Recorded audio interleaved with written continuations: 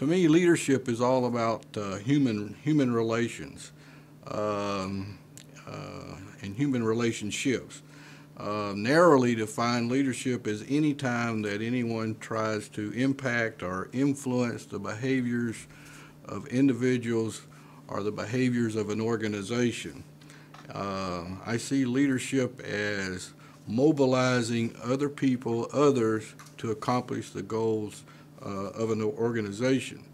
And it's important to realize that no single person or even a small group of people within an organization can bring about the level of vision and change that's necessary for an organization to operate at the optimum level. So to me, that leadership part of that is making sure that the broad organization is involved in that vision and bringing about that change. So when you kind of summarize it all, leadership is about transformational change within an organization. There are probably 600 definitions of leadership, depending on whose experience we're talking about and who wrote the book. And probably more of us should write the book, okay, because they sell well. The definition of leadership that I've used, I like to use, and I've used for a long period of time is empowering others. Empowering others. Leadership is empowering others. I think a leader has to be able to set the goal, set the vision of what's possible, the path, if you would, or you know, the direction that we're going.